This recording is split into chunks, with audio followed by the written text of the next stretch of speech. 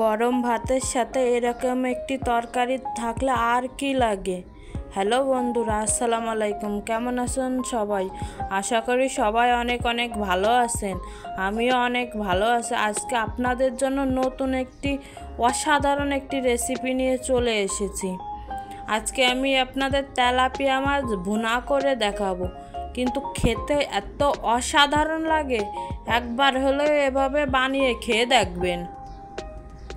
তো তার জন্য আমি প্রথমে কড়াই নিয়ে কড়াইটাকে একটু ভালো করে গরম করে নিয়েছি, যাতে মাছ ভাজতে গেলে কড়াইতে না লেগে যায়।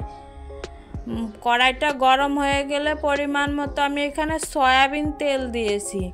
সয়াবিন তেলটা ভালো করে গরম হয়ে যাওয়ার পরে এখানে আমি তেলাপিয়া মাছগুলো দিয়ে দিয়েছি। এবার আমি তেলাপিয়া মাছগুলো ভালো করে এপিট ওপিট উল্টে লাল করে ভেজে নেব। কড়াইটাকে যত ভালো করে গরম করা যাবে এবং তেলটাকে যত ভালো করে গরম করা যাবে, মাছটা তত ভালো ভাজা হয়। এবার মাছটা আমার ভাজা হয়ে গেলে এখানে আমি পেঁয়াজ রসুন বাটা দিয়ে দেব। তারপর শুকনা মরিচ বাটা, আমি সবসময় বাটা মরিচই ব্যবহার করি, আমি গুঁড়া মরিচ ব্যবহার করি না তরকারিতে। এবার আমি পরিমাণ মতো হলুদ, পরিমাণ মতো লবণ এবং 1 চামচ জিরা এবং ধনিয়া গুঁড়া দেব, যাতে ফ্লেভারটা ভালো আসে।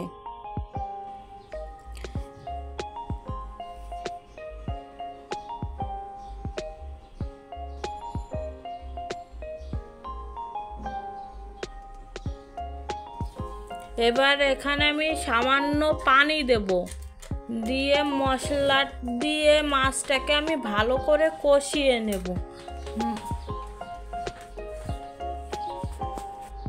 মশলাটাকে ভালো করে কষালে তরকারির স্বাদটা অন্যরকম লাগে খেতে।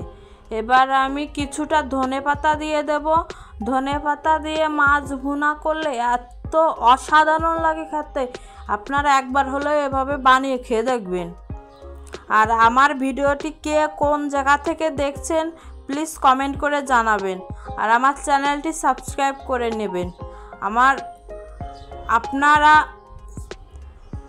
লাইক কমেন্ট শেয়ার করলে আমার আরও ভিডিও বানাতে উৎসাহটা বাড়বে। তাই প্লিজ সবাই আমার চ্যানেলটি সাবস্ক্রাইব করে নেবেন এবং কমেন্টে আপনাদের মতামতগুলো জানিয়ে দেবেন। আমার মশলাটা কষানো হয়ে গেলে এবার পরিমাণ মতো পানি দিয়ে এবার একটু ঝোল করে নেব, কারণ ঝোল ছাড়া তো আর গরম ভাতের সঙ্গে খাওয়া যায় না। এজন্য আমি এখানে ঝোল করে নিয়েছি। গরম ভাতের সাথে এরকম একটি তরকারি থাকলে আর সত্যি বন্ধুরা আর কিছু লাগে না খেতে। একবার হলেও এভাবে খেয়ে দেখবেন। আমার তরকারিটি রান্না হয়ে গেছে, এখানে আমি ঢেলে নিয়েছি। দেখুন কত সুন্দর রং হয়েছে, আর খেতেও জাস্ট অসাধারণ। তো বন্ধুরা, আমার রান্নাটি শেষ।